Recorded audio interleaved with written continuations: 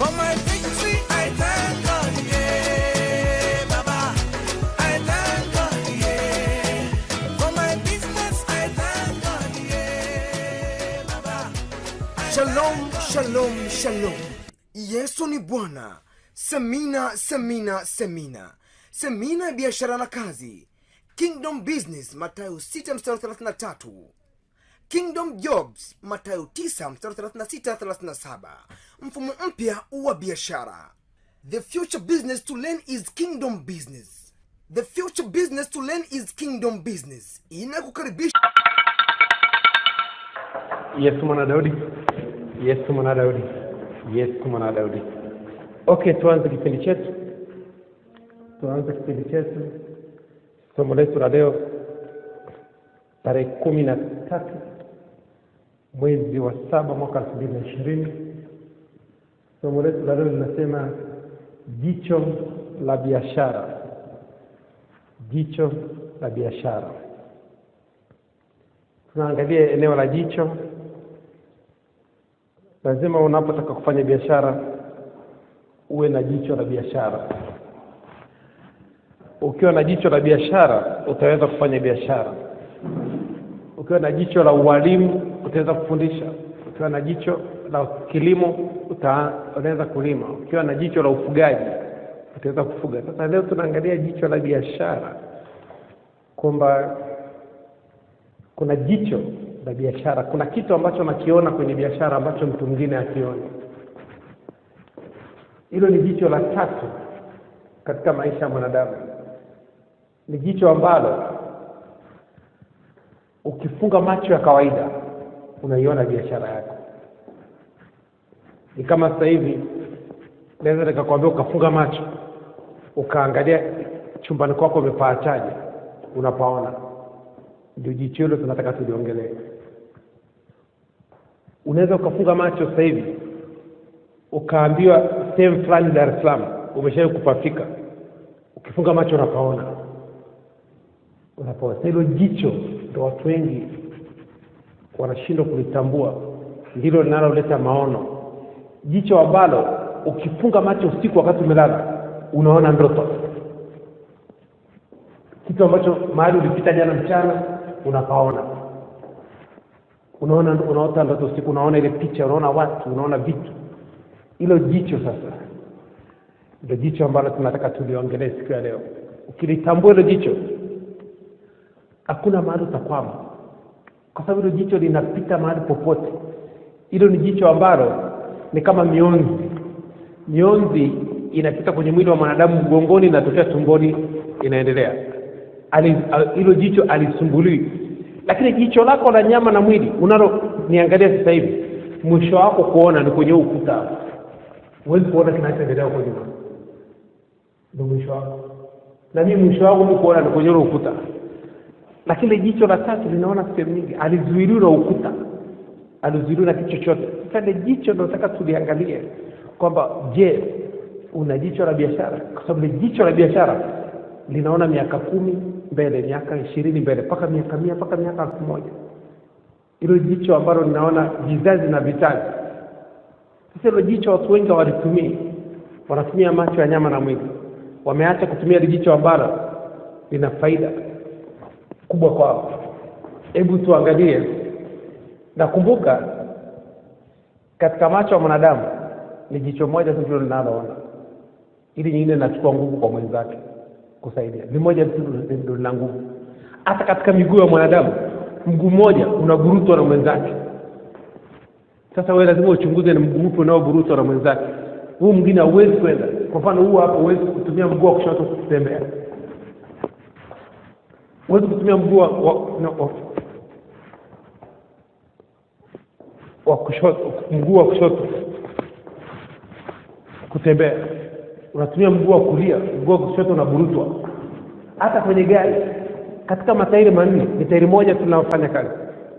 Yale matairi mengine matatu yanavutwa na ile tairi moja.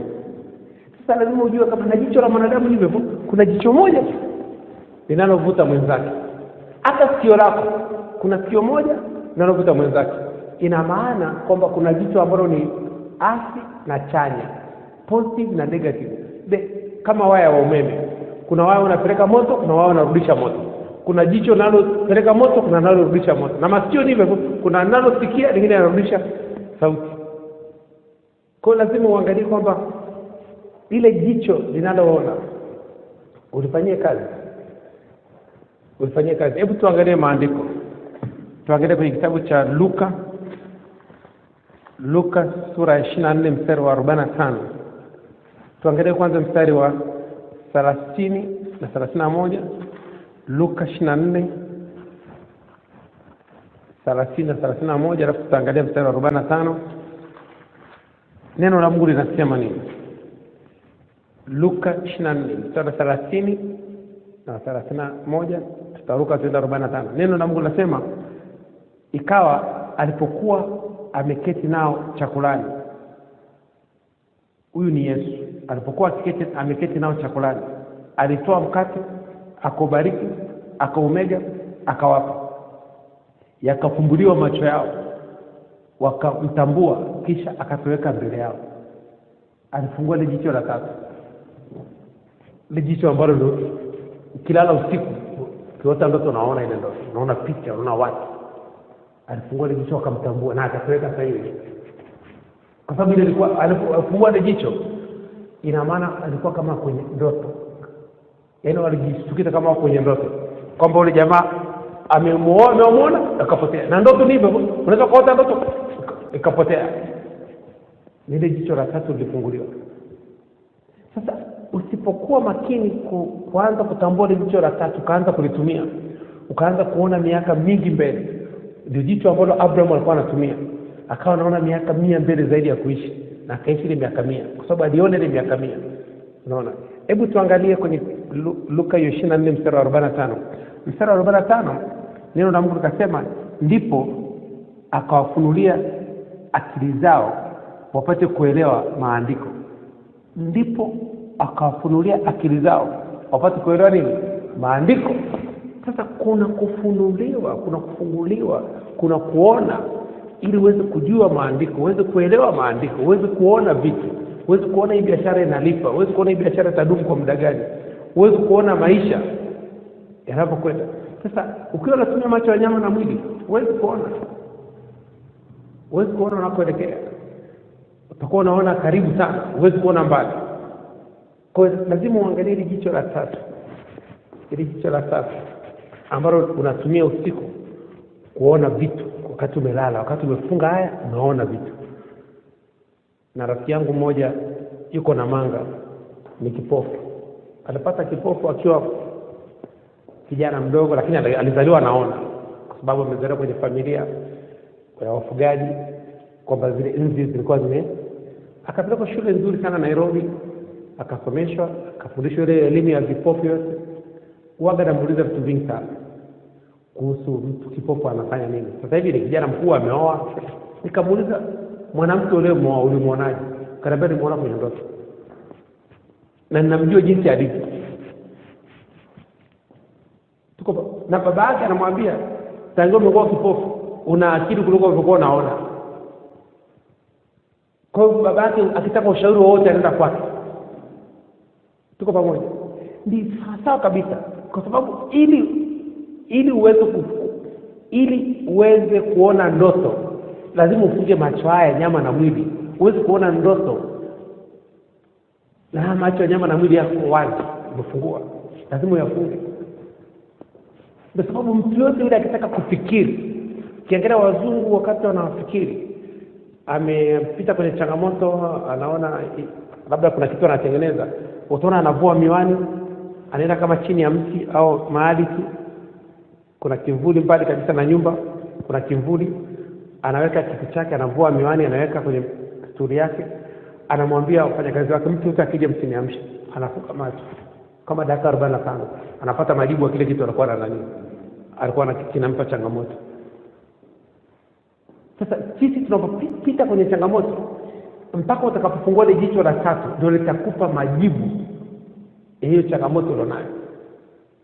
Kwamba ukae mahali utulie. Sasa unataka kutatua tatizo huku umefungua macho, huwezi kutatua tatizo. Unafunga macho unalala. Ukianza kulala sasa, lakini unafunga tu macho, unaanza kutafakari. Ukiangalia watu wote wanaofanya meditation, wanaotafakari meditation, wao wanafunga macho. Huwezi kufanya meditation ukiwa umefungua macho. Unafunga macho, unatafakari, unapata majibu, unaleta picha. Ile macho haya kishafunga yanafunguka yale mengine. Kama hayajafunga yale mengine hayafunguki, yale mengine yanafunguka. Yale mengine linafunguka baada ya nyama na mwili kufunga. Sasa yule rafiki yangu ananiambia kwamba hata nikiongea naye ana mawazo mazuri sana. Mimi nikimuuliza kitu anajibu vizuri sana. Na uzuri anasoma Biblia kila before. Kwa anajua neno la Mungu. Kwa sasa swali ni kwamba ili jicho la tatu ndio jicho unayetumia kuangalia nao kipawa chako, kuangalia nao ujuzi wako, kuangalia nao kile kitu unataka kufanya. Ndio utaona kabisa hiki kitu unakiweza au kiwezi. Na ndio sababu ili jicho la tatu ni jicho ambalo linamsaidia mwanadamu kutotoa matatizo yake. Kwa sababu Mungu ili akusaidie wewe, na sababu alimwambia Joshua, kitabu cha Torati kibanuke kichwani mwako, tafakari usiku na mchana. Sasa unapotafakari neno la Mungu ndio unapata majibu.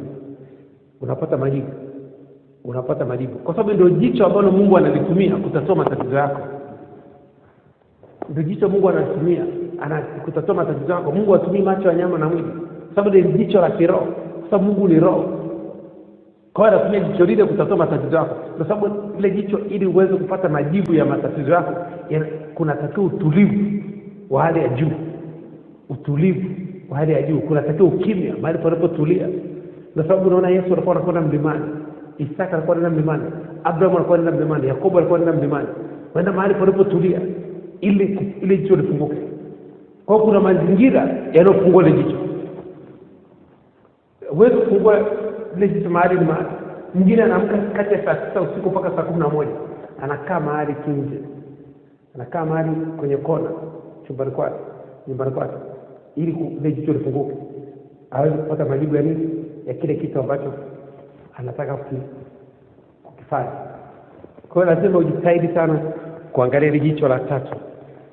Kwa sababu watu wengi hawajui hiyo elimu ya jicho la tatu, wanapata changamoto sana kwenye maisha. Kiangalia leo Wachina ndio kitu wanachofanyia kazi. Ukienda kwenye nyumba za ibada China, India, utakuta wanafanya meditation, kutafakari. Wananyamaza kimya. Huwezi kuona wanaimba. Unaona hamna kelele kule ndani. Wanakaa kimya, wamekunja miguu, wananyamaza kimya. Anavuta hisia huko anakotaka tatizo lake linani, mpaka mwingine unakuta ananyanyuka kabisa, anaachia ardhi. Kwa nini? Ile ni nguvu. Anafundishwa jinsi ya kutumia ile jicho la tatu kuona vitu ambavyo watu wengine hawaoni. Na kweli ukiwa unafanya meditation, kuna vitu utaona ambavyo watu wengine hawaoni, na vingine vinaogopesha. Uliza watu wanafanya meditation, vinaogopesha kabisa.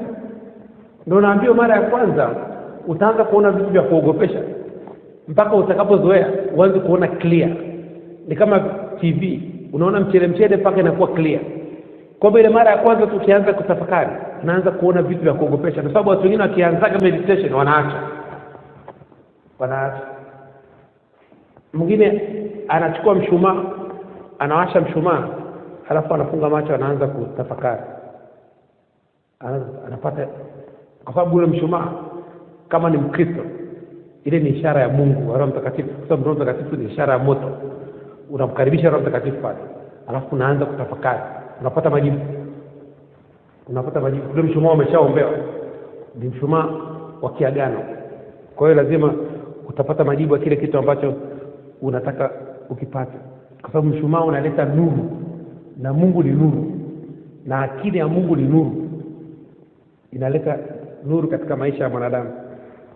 Kwa hiyo lazima uangalie namna gani unaweza ukatumia jicho la tatu. Kwa sababu huwezi kufanya biashara kama huwezi kuona na hilo jicho la tatu, kwamba ni mahali gani utakwama. Kipindi kigumu kikija, kipindi cha kiangazi kwenye biashara yako, utaweza kuvumilia? Kija kipindi ya winter, baridi kali, majani yote yanafukutika kwenye miti, unaweza kuvumilia? Unaona kabisa pale utapitaje kwenye kipindi kigumu. Kama sasa hivi kipindi cha corona, unajiuliza utapitaje kipindi cha corona. Ukiweza kufungua jicho la tatu, hofu inaondoka. Unaingia ujasiri. Na ndio sababu kwa mfano kama mimi pengine nimeanza kutumia jicho la tatu, kila kitu nikiwa nakifanya najipa muda mrefu. Sijipi muda mfupi. Najipa miaka 10, miaka 3, miaka 6.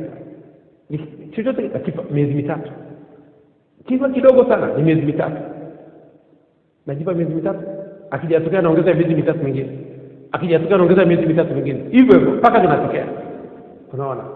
Kwa sababu kila kitu kinataka mazoezi. Kama unanyanyua chuma, unataka upate msuli. Huwezi nyanyua chuma siku mbili ukapata msuli. Na hata mwezi mmoja msuli hajaje. Ukienda miezi 3 utaanza kuona dalili. Miezi 3 mingine, miezi 6 utaanza kuona dalili. Miezi 9 utaona na msuli. Hata mtoto anazaliwa ndani ya miezi 9.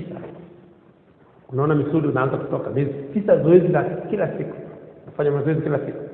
Kwa lazima uangalie namna gani utaweza kutumia jicho la tatu kwenye biashara, kwenye ndoa, kwenye huduma, kwenye kazi, kwenye maisha, kwenye jamii.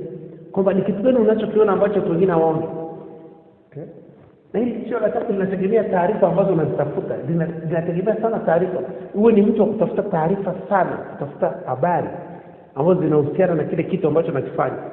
Unakuwa mtu wa mpelelezi, mchunguzaji, mtafutaji. Tafuteni nani mtapata, mtaona. Ukitafuta utaona. Sasa unakuta watu watafuti. Lazima kile kitu ambacho unakifanyia kazi, kifanyie research, kifanyie utafiti. Akala wazungu, hakuna kitu wanachofanya bila kufanya utafiti. Wakija Afrika wanataka kufanya chochote kile wanafanya utafiti kwanza. Mwaka mzima, miaka 2-3 wanafanya utafiti. Wakishakamilisha na wanakuja kuanza.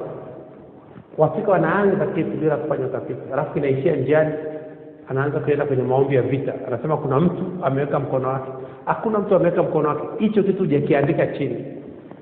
Chochote kilichoandikwa chini, hakuna mtu anaweza kuweka mkono. Chochote kilichoandikwa chini, Mungu alimwambia Habakuki, acha kulalamika, andika maono yako chini. Hakuna mtu anaweza kugusa kitu ambacho kimeshaandikwa kwenye makaratasi. Unaona leo serikali ya Tanzania inapata shida kubadilisha katiba kwa sababu imeandikwa kwenye makaratasi. Lakini ile katiba ingekuwa kwenye akili ya mtu, ingelibadilishwa. Sasa ameshakufa. Akishakufa watu wanabadilisha.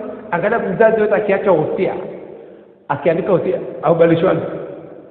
Lakini ingelikuwa bado yuko kwenye kichwa chake. Hajawaambia. Anasema kwamba sisi hatujui, tunabadilisha. Hii ilikuwa ni mfumo wa baba, ameshaondoka, tunaweka wa kweli. Lakini kama baba ameuandika ule mfumo, unaendelea. Kwa hiyo lazima uangalie namna gani unaweza kutumia jicho la tatu kwenye maisha, kwenye biashara, kwenye kazi, kwenye ndoa, kwenye huduma. Ni kitu gani ambacho naona watu wengine ambacho hawaoni. Hilo ni eneo la msingi sana. Kwa sababu kuna jicho ambalo lazima lifunguke. Kuna mahali hujaona. Kuna kitu ambacho hujakiona. Na ukikiona kile kitu tu. Ni kwa mfano sasa hivi mtu akionyeshwa pesa, ambacho kuna jicho linafunguka. Akionyesha pesa, angalia hata viongozi wa serikali dunia nzima wakionyeshwa pesa ya rushwa, kuna jicho linafunguka.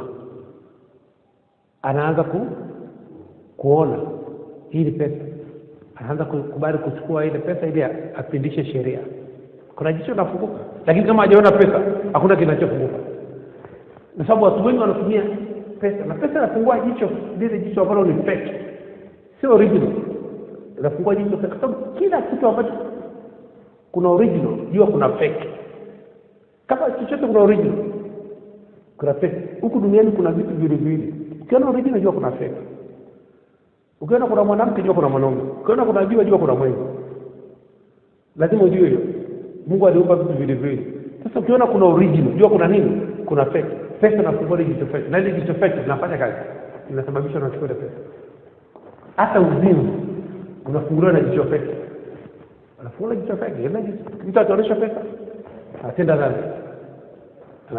Kwa hiyo sasa lazima uangalie kwenye maisha unapofanya maamuzi.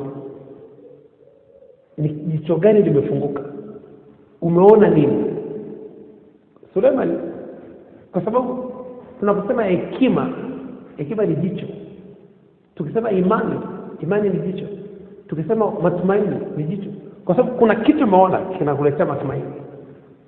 Kuna kitu ukipenda kitu, kuna kitu umeona kwa sababu unakipenda. Kwa sababu ukienda shopping dukani, ukiona kitu ukakipenda, unanunua. Kuna jicho limefunguka, jicho la upendo. Ukiona mtu anafanya biashara, kuna jicho la biashara limefunguka. Unaona mtoto anamwambia nenda shule, anakwambia hapana, mimi nataka nikafanye biashara.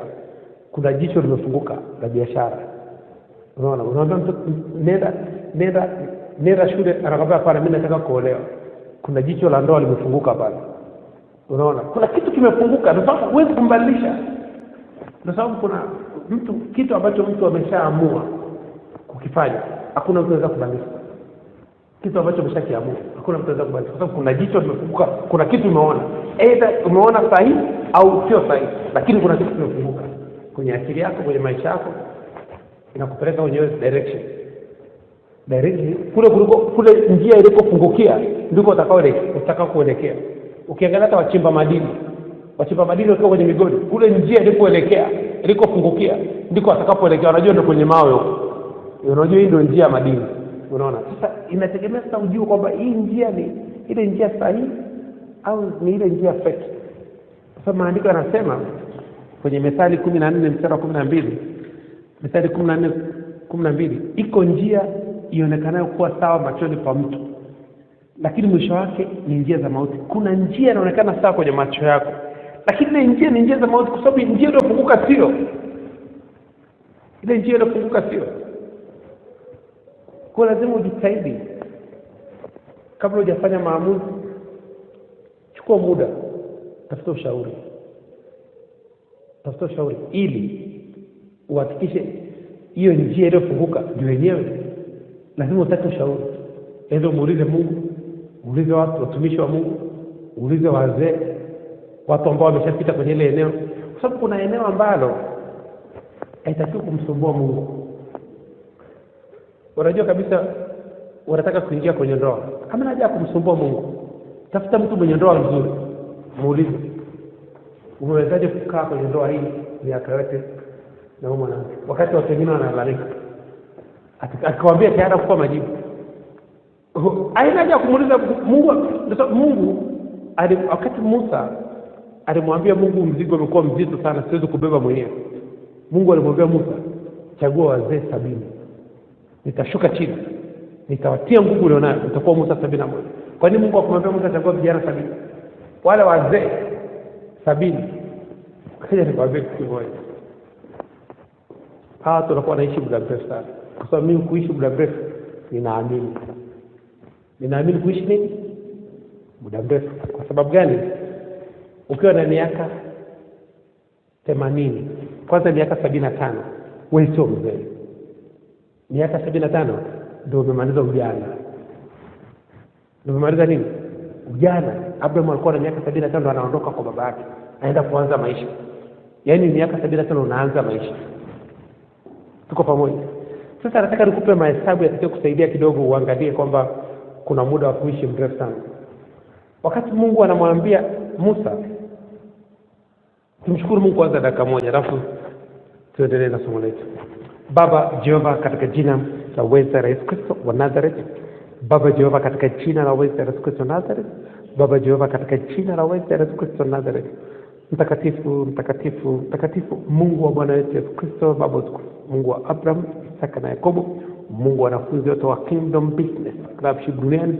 Baba Jehova, tunasema asante. Mungu wa kila mtu mwenye pumzi, kila mtu mwenye mwili, na msifu Bwana katika jina la uweza la Yesu Kristo Nazareth.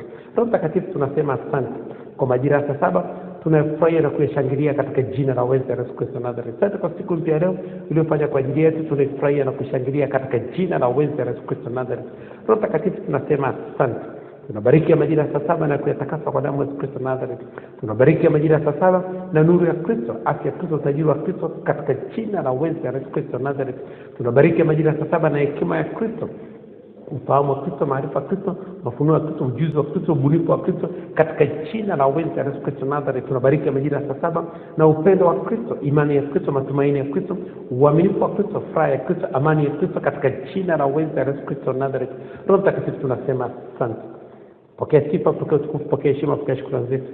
Tunafungua malango ya saa 7 kwa damu ya Yesu Kristo Nazareth. Tunafungua malango ya kujifunza neno la Kristo. Tunafungua malango ya kujifunza biashara. Tunafungua malango ya akili ya Kristo, fahamu ya Kristo. Tunafungua malango ya afya ya Kristo, nguvu za Kristo. Tunafungua malango ya spidi ya Kristo, ya kufikiri, ya kutafakari neno la Kristo, kusoma neno la Kristo, kusikiliza neno la Kristo, kuandika neno la Kristo, kuona maandiko, kuona biashara, kuona fursa, kuona kazi, kuona maono, kuona ndoto, katika jina la Yesu Kristo Nazareth. Tunatakatifu tunasema asante. Tunakuomba utusamee maovu yetu yote, utuponye na magonjwa yetu yote kwa damu ya Kristo Nazareth. Kwa maana fadhili za Kristo ni za milele, katika jina la Yesu Kristo Nazareth. Tunatakatifu tunasema asante. Tunakaribisha katika majira ya saa 7 uwe mwalimu wetu. Fundisha njia zako, tuonyeshe njia zako. Karibu Roho Mtakatifu, katika jina la Yesu Kristo tumeomba na kushukuru. Haleluya. Amen. Okay, tuendelee na somo letu. Nataka tuangalie mahesabu kidogo hapa. Wakati Mungu anamwambia Musa chagua wazee 70. Anataka kuhakikishia kwamba kuna kuishi muda mrefu. Musa wakati anakutana na Mungu alikuwa na miaka 80. Aliondoka kwa Farao akiwa na miaka 40. Amekaa porini anachunga miaka 40. Musa anakwenda Misri. Kuna mahali Biblia imekosea mahesabu. Kama mimi sijakosea, Biblia imekosea. Kwa sababu gani? Musa wakati Mungu alimwambia Abraham kwa sababu ya muda wetu ruhusu ndio kusomea maandiko. Mungu alimwambia Abraham, uzao wako utakwenda utumwani miaka 400. Miaka 400. Sasa angalia, Biblia inasema Musa aliishi miaka 120. Sio kweli? Nisikilize vizuri kwa mahesabu yangu. Miaka 420. Mungu anakutana na Musa akiwa na miaka 80. Musa kwenda kuwatoa wana wa Israeli Misri. Usiku ule alikubali kuondoka, ile jioni alikubali kuondoka. Ulikuwa ni mwaka wa 30. Ina maana hii ni miaka 400 na ngapi? Na 30. Na Musa alikutana na Mungu akiwa na miaka mingapi? 80. Na maana ukijumlisha 80 na 30 ni ngapi? 110. 80 na 30. 100 na ngapi? Musa amekaa jangwani miaka 40. Jumlisha hapo unapata miaka 100 na ngapi? 150. Na maana Musa ameishi zaidi ya miaka 150, sio 120. Wakati Mungu anamwambia Musa chagua wazee 70, Musa yuko porini ana miaka kama 10 au 15. Ina maana Musa ameshafikisha miaka 100. Wakati Musa anaambia chagua wazee 70, ina maana Musa ana miaka 100. Ina maana wale wazee walikuwa na miaka mingapi? Kuambia chagua wazee, Musa alikuwa na miaka 100. Ina maana wale wazee walikuwa na miaka mingapi? 160, 170, 180. Kumbe kuna nafasi ya kuishi. Mungu wale wazee 70 walikuwa wakubwa kuliko nani? Kuliko Musa. Kuliko Musa. Kama ukipiga mahesabu ndio sababu Abraham alifikisha miaka 75 anaondoka kwa babake. Amekufa akiwa na miaka 175. Isaka amekufa akiwa na miaka 180. Yakobo amekufa na miaka 147. Sara amekufa na miaka 127.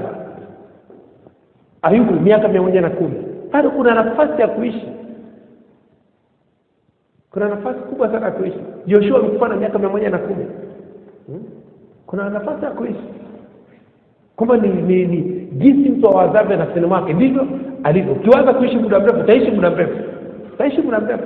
Ukiwaza kufa mapema unakufa mapema. Na mtumishi mmoja wa Mungu alienda kwenye kanisa fulani. Yeye anahubiri kila siku kuishi milele. Na yeye ana miaka 70. Kipindi alikuwa na miaka 72. Akafika kwenye kanisa moja. Akakuta siku hiyo ibada inayohubiriwa. Wakasoma ile andiko la Zaburi ya 90. Ya 100 kwamba kuishi ni miaka 80, 70, ukiwa na nguvu ni miaka 80. Akurudi kwenye kanisa. Kwa sababu aamini hiyo, kwa sababu ile ni Daudi ndo aliongea yale maneno. Sio Mungu aliongea, Daudi ndo aliongea maneno. Wakati Biblia inasema Mungu, yeye pale mwanzo tu Mungu anasema mimi sitashindana na mwanadamu. Kwa maana ameumbwa kwa nyama. Na siku zake za kuishi ni miaka 120. Hiyo tu mwanzo. Abraham akaja kuvunja ile rekodi. Akaenda 175. Isaka kuvunja rekodi akaenda 180. Watu wanavunja rekodi. Sasa lazima nao uvunje rekodi ya Biblia ya kuishi kwa kutenda mema. Vunja rekodi. Tumikia Mungu na vunja rekodi. Unaishi muda mrefu.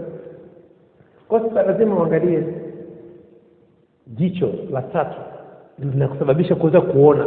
Umeona ile jicho la tatu limekuonesha kwamba, limenionyesha mimi kwamba watoto wanahubiri Musa alikuwa na miaka 120. Mimi nahubiri Musa alikuwa zaidi ya miaka 150. Hilo ni jicho la tatu linakusaidia kuona maandiko, kufunua kwenye maandiko. Unaona maandiko. Unaweza kusoma maandiko hivi. Kama nilivyosoma Mathayo 6:33.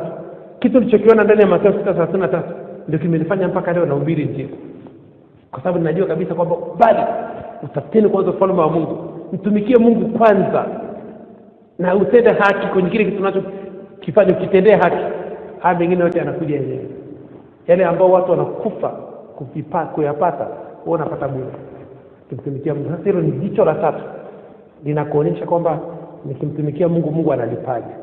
Unaanza kuona kabisa Mungu analipa kwenye afya, anachunga familia yangu, anachunga watoto wangu, mke wangu, magonjwa kwangu hayaingii. Na muda gani hatujameza vidonge kwenye familia, hatujaenda kwa dokta, muda gani hatujaingia kwenye kesi. Hamna kesi, hakuna ajali imetokea kwenye familia hii. Corona imekuja tu, hakuna mtu amekufa. Unajua okay, Mungu anatuchunga. Unajua Mungu anatulipa.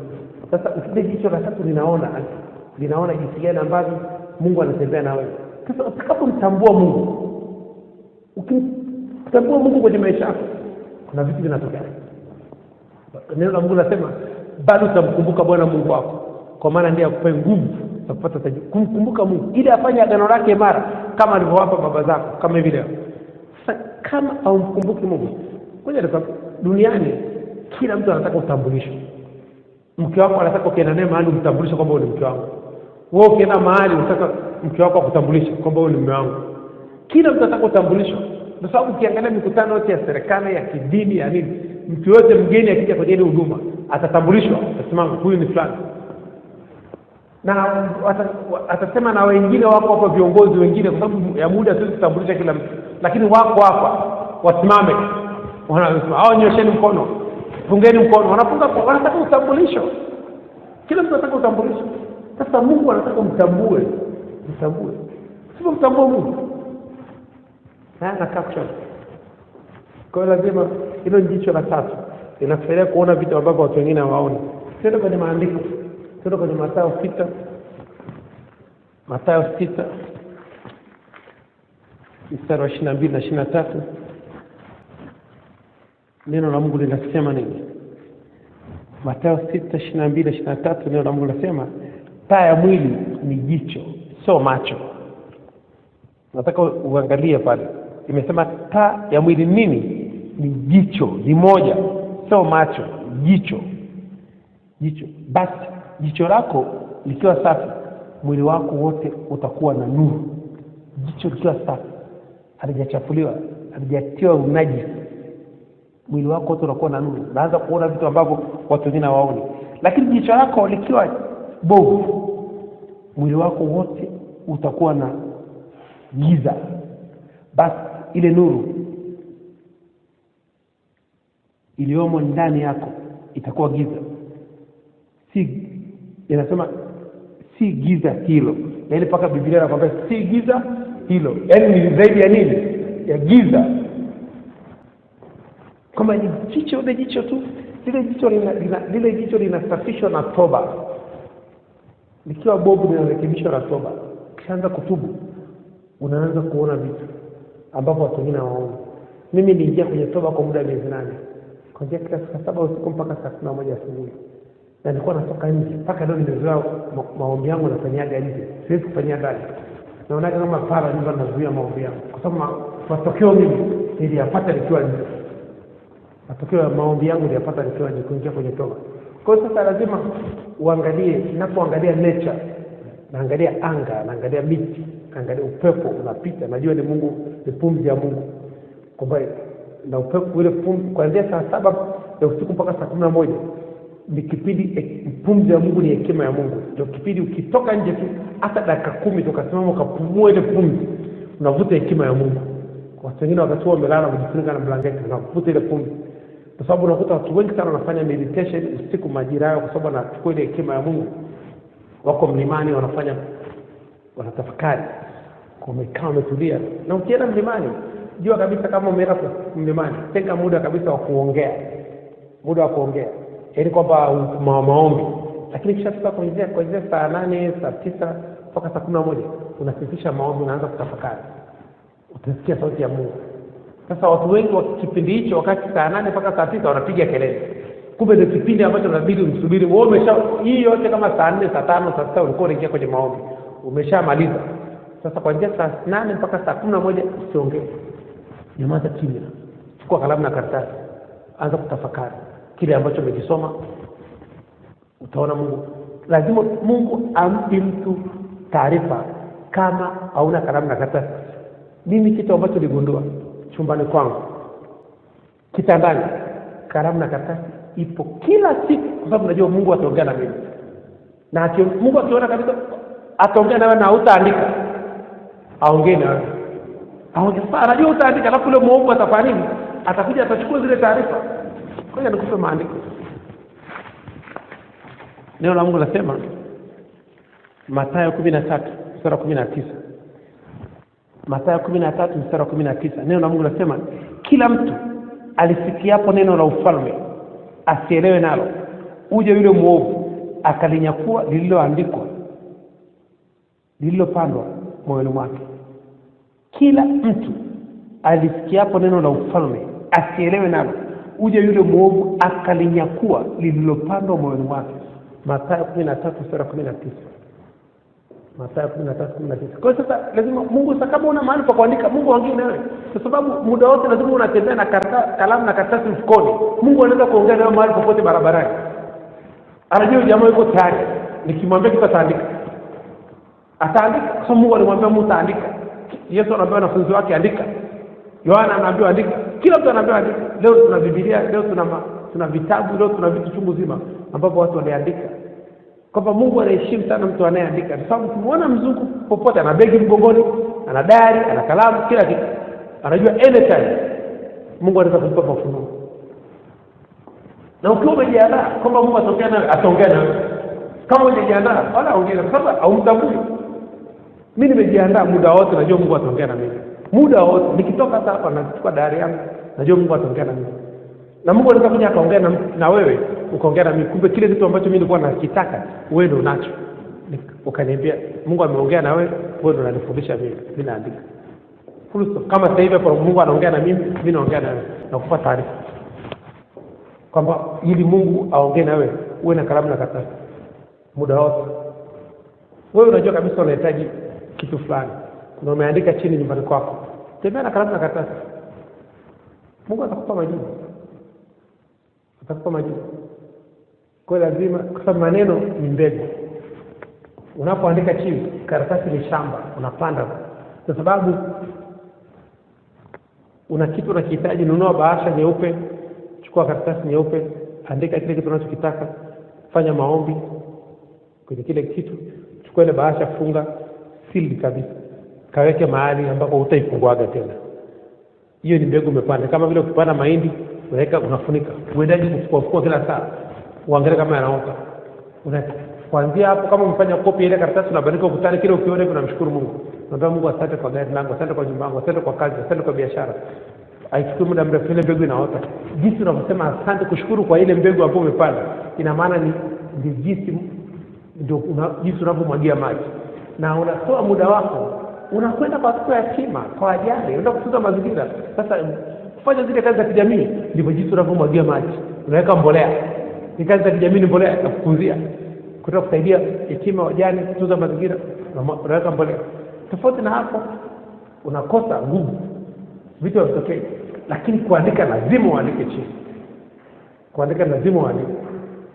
Kwa sababu Mungu anataka ajue, alimwambia Habakuki andika maono yako. Ambia acha kulalamika, acha kupiga kelele. Na huyu ni mfalme. Ni mtumishi mkubwa, anaambia acha kupiga kelele. Wewe andika maono yako chini.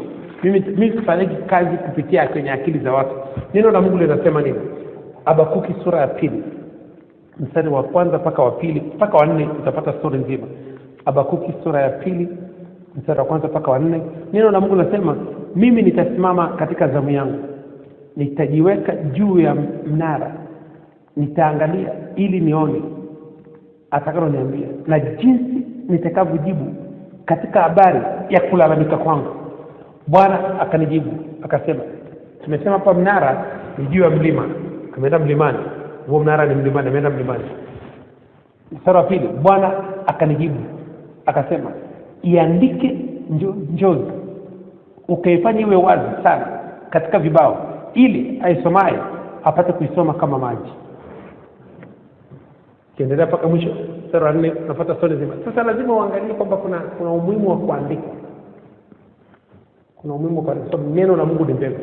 Luka 8:11, neno la Mungu ni mbegu. Luka 8:11, na neno lako wewe ni mbegu.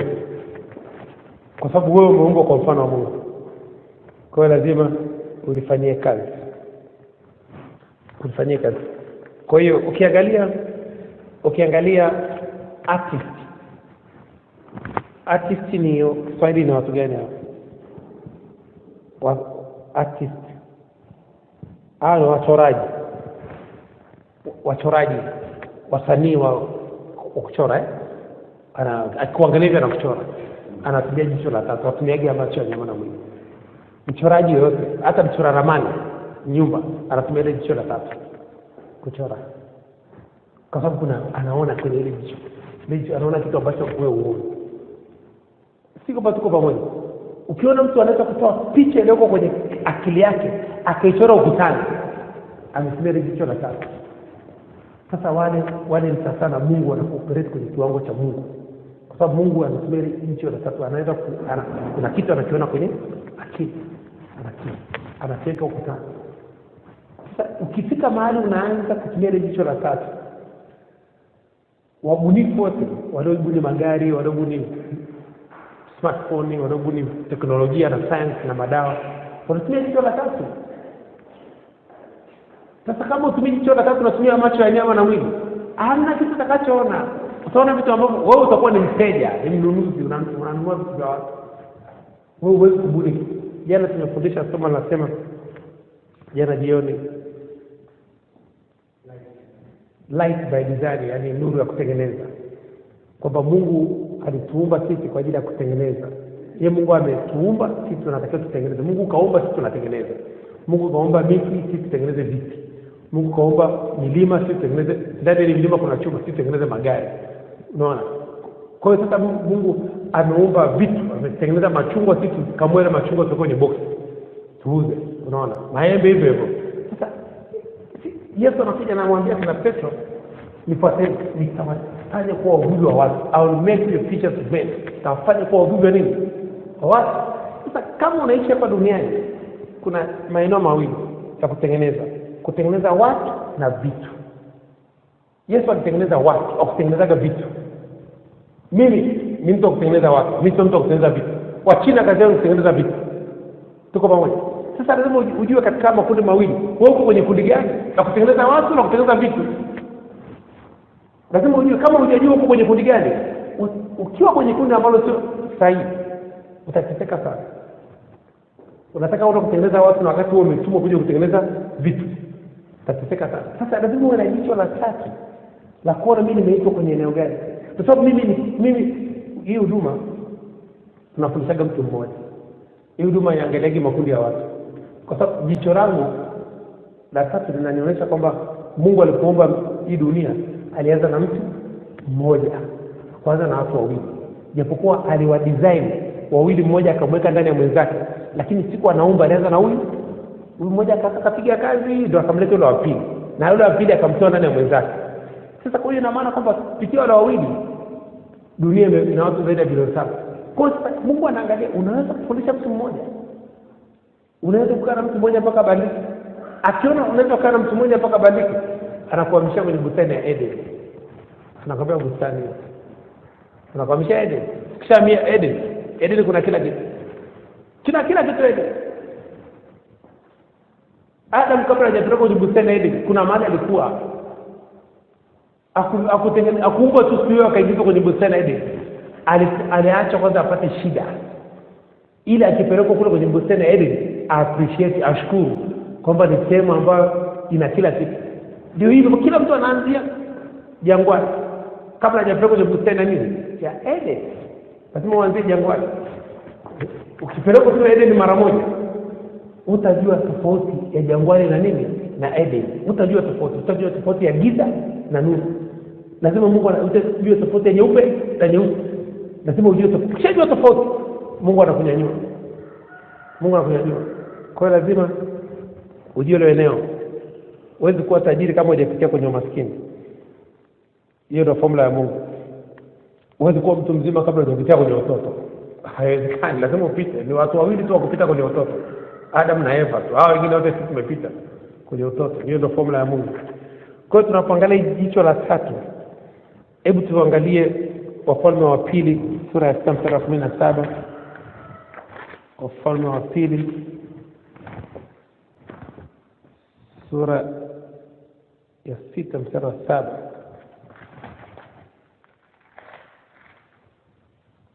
Wafalme wa Pili sura ya 6 mstari wa 17. Neno la Mungu linasema Elisha akaomba akasema, Ee Bwana, nakusihi mfumbue macho yake apate kuona.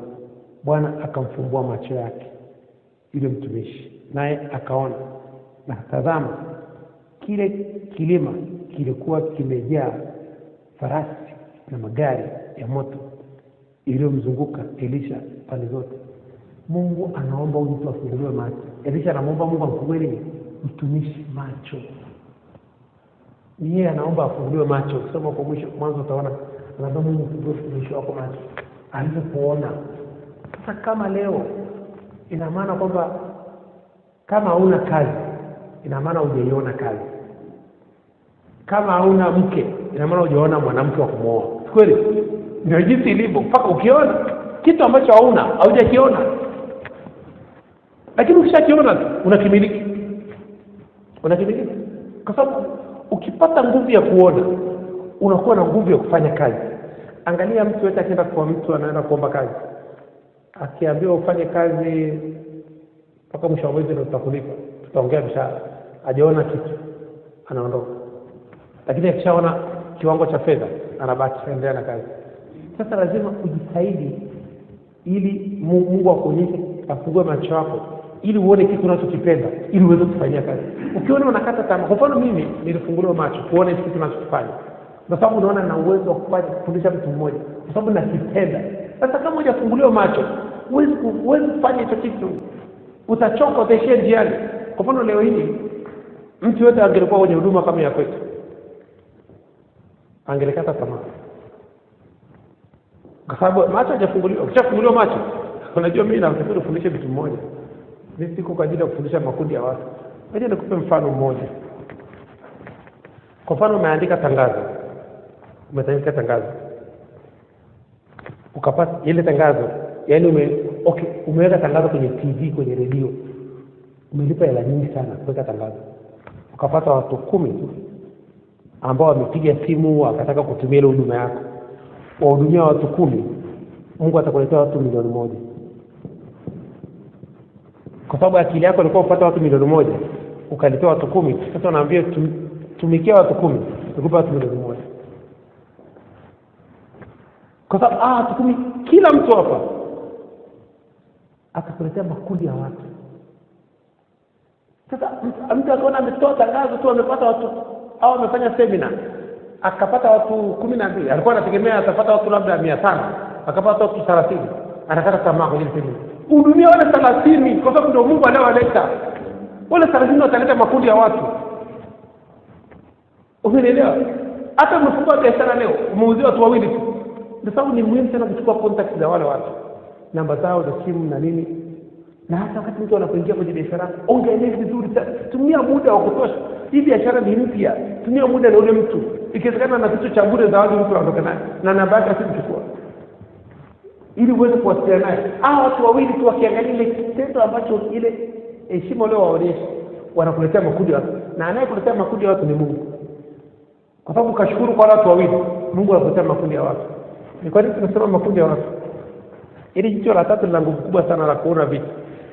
Kwa sababu kila mtu mmoja, angalia jicho la tatu linafanya kazi. Kila mtu mmoja anayemuona duniani, kiwango cha chini cha watu wanaowajua ni watu 200.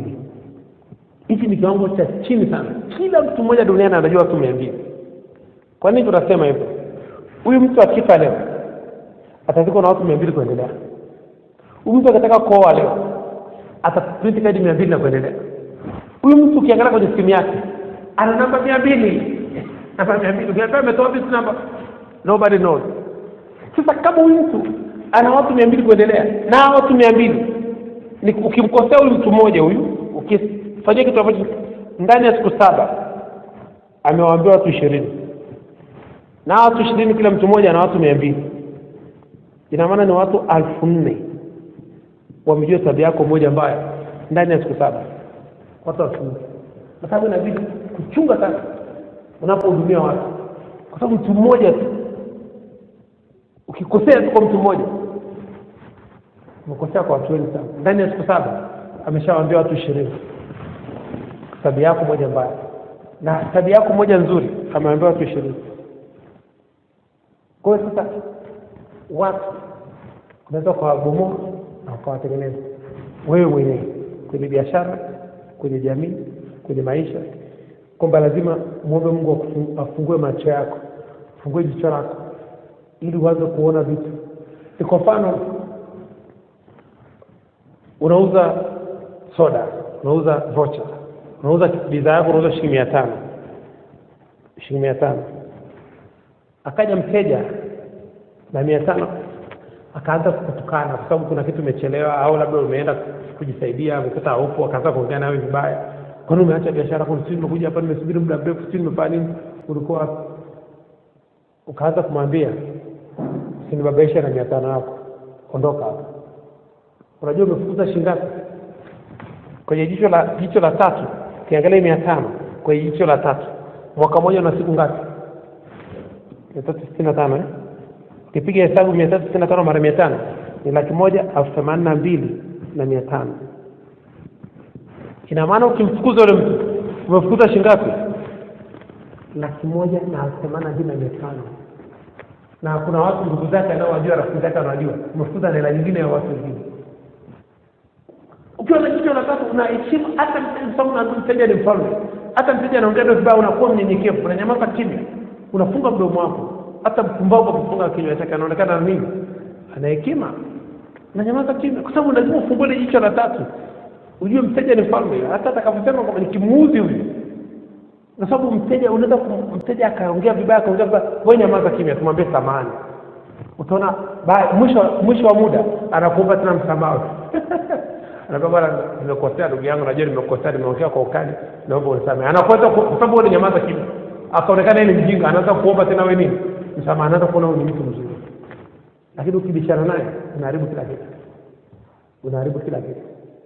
Wewe ndio kunyamaza tu kwa sababu ukujua atakuja asikuharibie siku yako, asiharibu biashara yako. Na utakapokosana na yule mteja, akaja mtu mwingine akaona unakosana na yule mteja, yule mwingine anajua kwamba jamaa ana tabia mbaya, anagombana na watu. Nilikuwa nataka kununua kitu hapo, kumbe hata jamaa kama anagombana na watu, na mimi nikinunua kitu hapa nikimrudishia kama sifanyi kazi, atagombana na nini? Na mimi.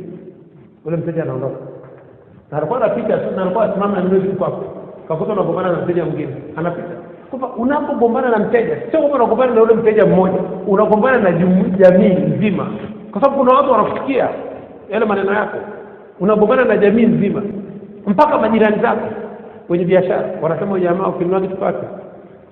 Unakuta anaongea na kuna wateja wake wako pale, anasema huyu bwana ana changamoto sana. Kila siku anagombana na wateja. Watu wakinunua vitu wakirudisha hawasikilizi. Kuna wale wateja ambao wako kwako wanasikia. Hata kama ingi kwenye ile duka. Hata kama ingi kwenye biashara yako hata siku moja. Sio mpaka majirani wanajua. Wanaanza kusema mbele ya wateja wao kwamba jamaa anasema hivi. Uje kupata kwenye hivi. Umekaa kwenye hivi. Kona na mwambie dereva mpite huyo. Anataka kukaa kiti ya mbele. Mpite huyo. Kama mna kiti akae. Asimame huyo. Umeelewa? Mpite huyo. Ana 300. Umeelewa? Abidi wako ndio kuna neno umesikia kwamba jamaa anafanya nini? Kuna tabia ulionayo kwenye hivi. Ambapo usimchukue. Anataka kukaa kiti ya mbele. Tuko pamoja. Usimchukue, ana 300. Huyu analipaga 300 chana. Abidi wako anajua kila mtu atakuona barabarani. Anajua jamaa ndio analipaga 300. na amekoona sokoni hata huko kwenye haisi anasema jamaa 300. Umeelewa?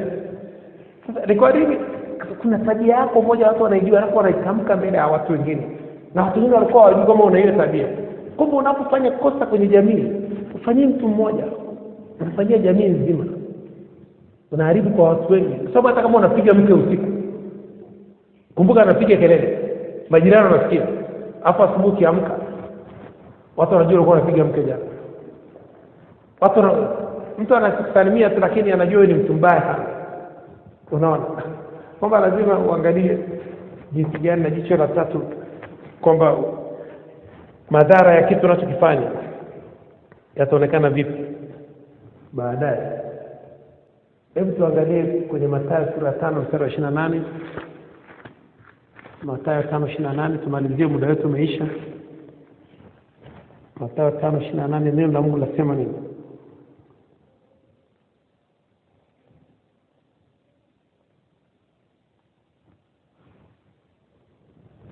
Neno la Mungu linasema hilo jicho sasa lazima jicho la tatu lifunguke. Jicho la tatu lisipofunguka unatenda dhambi. Yaani siku zote ukiwa unafanya jicho la tatu lisipofunguka lazima utende dhambi. Macho ya nyama na mwili yanakudanganya. Neno la Mungu linasema, lakini mimi nawaambia, Yesu anawaambia, lakini mimi nawaambia, kila mtu amtazamaye mwanamke kwa kumtamani amekwisha kuzini naye moyoni mwake. Amekwisha kuzini naye hilo jicho. Unaona hilo jicho la tatu? Kila mtu amtazamaye mwanamke akamtazama na jicho la tatu akamtamani ameshazini naye moyoni mwake. Angalia madhara hilo jicho. Umwangalia tu mwanamke hivi ukamtamani, tayari umeshatenda dhambi. Tayari umeshatenda nini? Dhambi. Umeshazini naye moyoni mwake. Sasa hebu nabii, hiyo dhambi ya kuzini moyoni mzee, hiyo dhambi ya kuua moyoni, kumwaga damu moyoni, kuna andiko linasema kwamba ukimchukia mtu umeshaua. Hebu niambie, hiyo kuua moyoni, kuua watu moyoni, umeshaua watu wakati kwenye moyo wako. Kwa kuwachukia watu, kuwakasirikia watu, kufikiri kumwombea mtu mwingine mabaya mpate, au mtu mwingine kapata na majanga ukafurahia, tayari umeshamuua. Na Biblia inakwambia muombe, otherwise hilo janga litahamisha kwako, Mungu atalihamisha kwako. Sasa hilo ni jicho la tatu. Mtu ameangalia nalo, akazini nalo, akatenda dhambi, akamkosea Mungu. Na sasa hivi wakina dada wanapovaa huko barabarani, sasa hilo jicho la tatu inabidi lifanye kazi sana ili usitende dhambi. Tuangalie kushoto. Hebu tuangalie Zaburi ya 17 mstari wa 8. Zaburi ya 17 mstari wa 8, neno la Mungu linasema nini?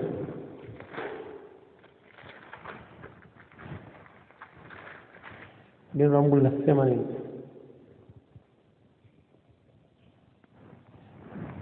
Daudi anamwambia Mungu, unilinde kama mboni ya jicho lako, kama mboni ya jicho. Unifiche chini ya uvuli wa mbawa zako. Unilinde kama mboni ya jicho. Unifiche chini ya uvuli wa mbawa zako. Sasa angalia jinsi mboni ya jicho linavyochungwa. Kwamba lazima na uchunge sana ile jicho lako la tatu. Zaburi ya 17 mstari wa 8. Ulinde mboni ya jicho lako. Ulinde ile jicho la tatu. Sababishio ukatenda dhambi.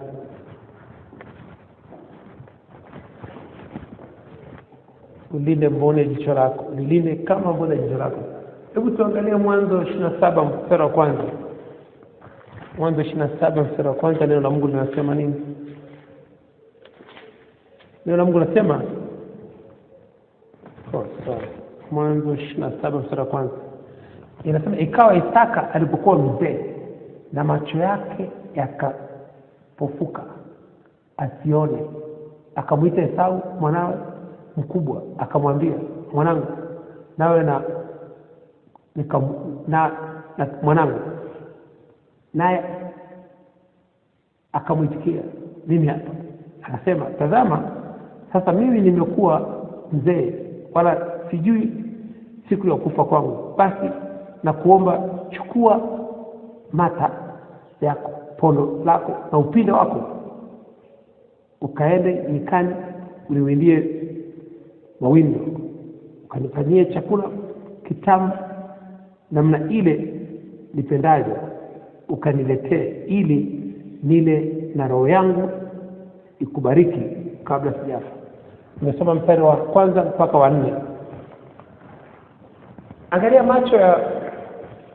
macho ya Isaka hakuweza kuona. Changamoto ikaanza.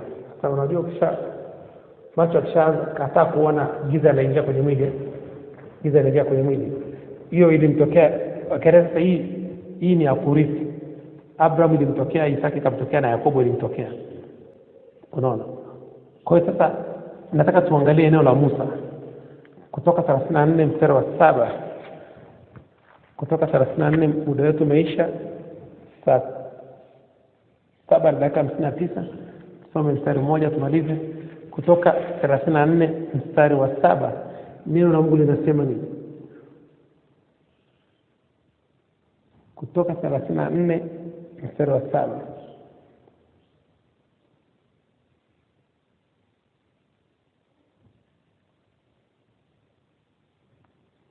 Kwa hiyo lazima uangalie namna gani unaweza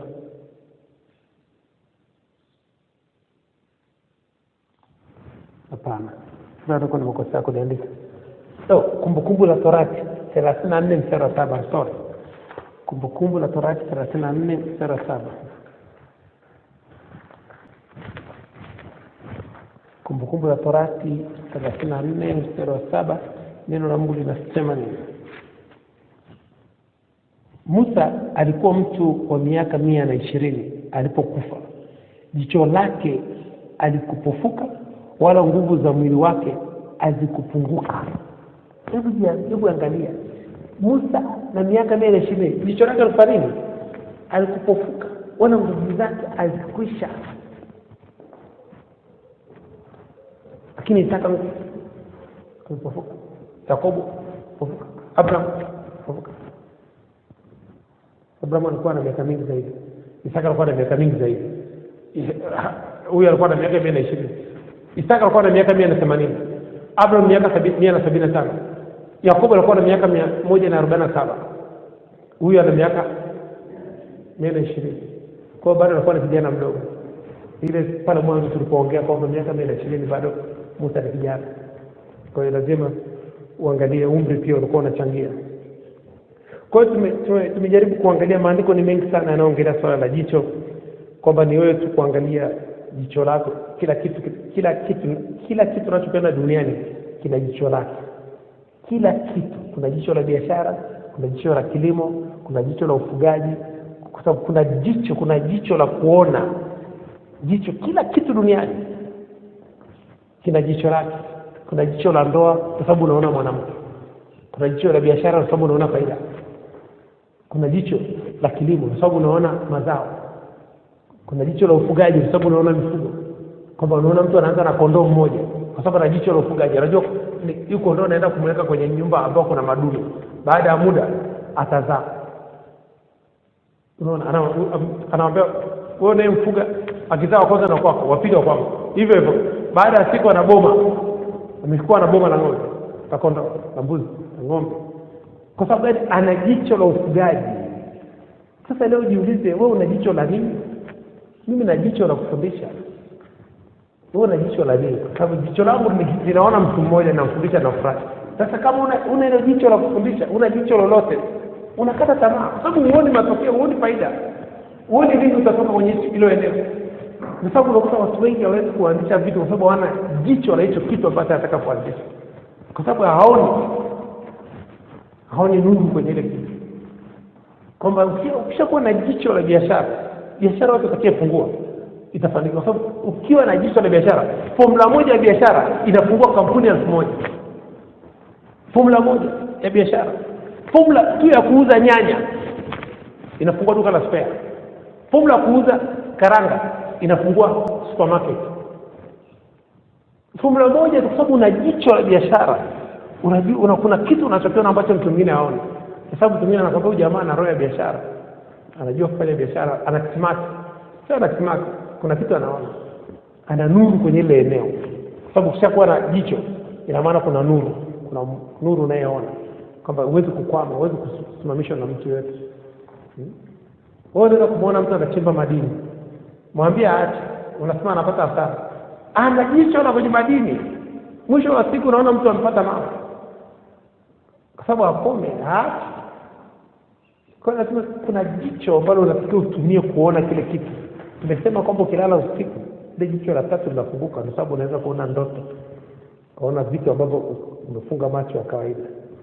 Kwa hiyo lazima ujitahidi ile jicho ndio utakalo kutumia kwa ajili ya kuona vitu, biashara. Kwa sababu mtu anayeona kuna jicho, ile jicho la tatu, hata mchana ukifunga macho hivi unaona kitu unachotaka kufanya. Kwamba ukwame, hakuna kitu kinachokuamisha. Na tumesema ile jicho la tatu kazi yake kubwa anatafuta sana taarifa. Anatafuta taarifa kwenye jambo ambalo unataka kulifanyia kazi. Na kumbuka kitu kingine cha mwisho tumalizie. Jicho linafanya kazi haraka sana kuliko akili. Jicho, yani macho yanafanya kazi haraka, jicho linafanya kazi haraka kuliko akili. Sababu akili inategemea support kutoka kwenye jicho. Kwamba ukiona kitu jicho linaanza kupeleka taarifa kwenye akili inaanza kuchambua mpaka iweze kufanya maamuzi, jicho limeshaona. Wewe angalia hata kama kuna mtu amevaa nguo vibaya, utaona umeangalia kwanza na unageuka hivi. Umeelewa? Yaani lazima jicho linafanya kazi haraka kuliko akili.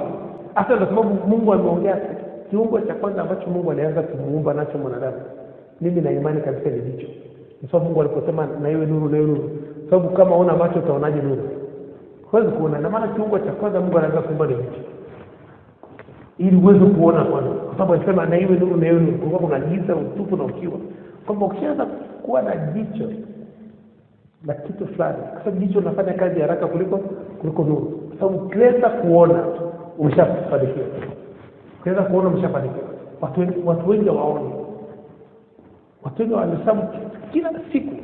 Unapoamka asubuhi, unapofanya jambo lolote, mwambie Mungu fungua macho yangu. Tumesoma kwenye kitabu cha Luka 24:30-31 kwamba Yesu alipochukua mkate akaumega akawapa wakala wakafunguka macho yao. Yale macho yakafunguka. Sasa inabidi muombe Mungu akufungue macho.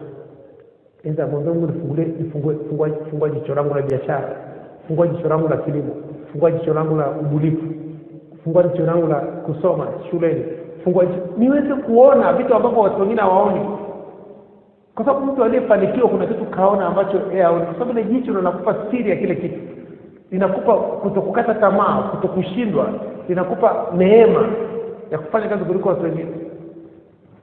Kwa hiyo tofauti na hapo, muombe Mungu akupe jicho la biashara. Jicho la kile kitu ambacho unataka kufanya. Kwa sababu kusoma, Mungu nipe jicho la kuona, la kusoma. Sababu jicho ni kama tochi. Unatembea kwenye giza, unamulika na tochi unaona njia. Sasa ile jicho ni tochi yako na kumulikia kwenye biashara yako, kwenye kazi yako, kwenye huduma yako. Na maisha yanasonga mbele. Tofauti na hapo, kung'ang'ana kunaendelea. Kwa hiyo lazima ujitahidi, muombe Mungu akufungulie jicho la biashara, jicho la kuona fursa. Kwa sababu leo unaweza kuona anakuja Muhindi kutoka India au Mwarabu kutoka Uarabuni, anakuja Tanzania, anakuja kufanya Mchina kutoka China. Anafanya kitu kile kile ambacho Tanzania wanakifanya, lakini anafanya vizuri kuliko Tanzania. Kwa nini? Ana jicho limefunguka kwenye ile eneo. Anafanya vizuri tu. Leo akija wa China wakifungua makanisa, watu wote watahamia kwenye makanisa wa China. Watahamia kwa sababu wa China wana jicho la kuona kwamba viti vitakuwa nini, watu watakula kanisani, misaada watapewa, watu watafanya hivyo. Anakuwa na jicho la kuona, anahamisha kwenye makanisa mengine yote.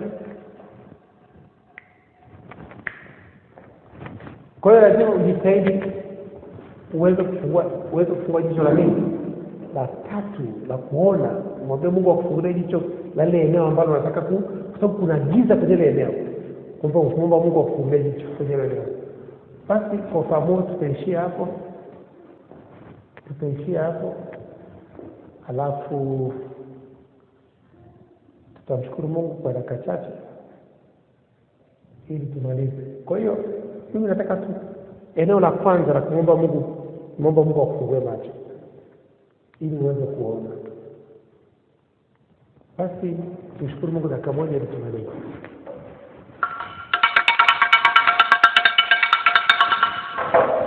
Baba Jehova, katika jina la uweza la Yesu Kristo wa Nazareth. Baba Jehova, katika jina la uweza la Yesu Kristo wa Nazareth. Baba Jehova, katika jina la uweza la Yesu Kristo wa Nazareth. Mtakatifu, mtakatifu, mtakatifu, Mungu wa Bwana wetu Yesu Kristo, Baba wa utukufu, Mungu wa Abraham, Isaka na Yakobo, Mungu wa wanafunzi wote wa Kingdom Business Clubship duniani. Baba Jehova, tunasema asante. Mungu wa kila mtu mwenye pumzi, kila mtu mwenye mwili, na msifu Bwana katika jina la uweza la Yesu Kristo wa Nazareth. Roho Mtakatifu, tunasema asante kwa majira ya saa 8 tunayofurahia na kuyashangilia katika jina la uweza la Yesu Kristo wa Nazareth. Tunabariki majira ya saa 8 na kuyatakasa kwa damu ya Yesu Kristo wa Nazareth. Tunabariki majira ya saa 8 na nuru ya Kristo, haki ya Kristo, utajiri wa Kristo katika jina la uweza la Yesu Kristo wa Nazareth. Tunabariki majira ya saa 8 na hekima ya Kristo, ufahamu wa Kristo, maarifa ya Kristo, ufunuo wa Kristo, ujuzi wa Kristo, ubunifu wa Kristo katika jina la uweza la Yesu Kristo wa Nazareth. Tunabariki majira ya saa 8 na upendo wa Kristo, imani ya Kristo, matumaini ya Kristo, uaminifu wa Kristo. Tunabariki majira ya saa 8 na furaha ya Kristo, amani ya Kristo katika jina la uweza la Yesu Kristo wa Nazareth. Roho Mtakatifu, tunasema asante. Asante Roho Mtakatifu kwa siku mpya leo uliofanya kwa ajili yetu. Asante Roho Mtakatifu. Hakuna kama Jehova, hakuna kama Yesu Kristo wa Nazareth, hakuna kama Roho Mtakatifu. Wewe ndio Mungu wa miungu, Baba wa baba, mfalme wa falme, wewe ndio mwanzo na mwisho. Roho Mtakatifu ndio Mungu uliyefanya mbingu na nchi kwa fahamu zako, kwa hekima yako, kwa maarifa yako. Roho Mtakatifu ndio Mungu uliyowavusha wana wa Israeli katika bahari ya Shamu. Roho Mtakatifu, tunasema asante. Roho Mtakatifu, tunakuomba utusamee maombi yetu yote, utuponye na magonjwa yetu yote kwa damu ya Kristo Nazareth, kwa maana fadhili za Kristo za milele katika jina la uweza la Kristo Nazareth. Roho Mtakatifu, tunakukaribisha katika majira ya saa 8 uwe mwalimu wetu, utufundishe njia zako, utuonyeshe njia zako. Karibu Roho Mtakatifu, katika jina la uweza la Kristo tumeomba na kushukuru. Haleluya, amen. Tutaenda kwenye sala ya toba dakika moja, alafu tutamaliza. Turudia maneno: Yesu mwana Daudi, Yesu mwana Daudi, Yesu mwana Daudi. Mimi Bilmush, naomba nirehemu, naomba nirehemu, naomba nirehemu. Unisamehe makosa yangu yote, unisamehe dhambi zangu zote, unisamehe maovu yangu yote, uniponye na magonjwa yangu yote, unisafishe kwa damu yako takatifu. Kuanzia leo ninakiri nimekuwa kiumbe kipya, ya kale yamepita. Futa jina langu kwenye kitabu cha mauti, andika jina langu kwenye kitabu cha uzima. Asante Mungu kwa kunipenda. Asante Yesu Kristo Nazareth kwa kuniokoa. Asante Roho Mtakatifu kwa kunifundisha. Asante malaika wa Mungu kwa kunilinda, katika jina la uweza la Yesu Kristo wa Nazareth. Haleluya, amen. Rudia maneno: hakika miujiza Kristo, ishara na maajabu zitanifuata mimi Bilmush siku zote za maisha yangu, nami nitakaa nyumbani mwa Bwana milele na milele. Haleluya, amen. Kwa muda For my victory, I thank God, yeah, Baba. I thank God, yeah. For my business, I thank God, yeah, Baba. I thank God, yeah. For my wifey, I thank God, yeah, Baba. I thank God, yeah. For my baby, I thank God, yeah, Baba. I thank God, yeah. I remember before, people they ask me who are you. I remember before, people they ask me where are you. But today, brother, them people they ask me how are you. But today, people they tell me how are you. For promotion,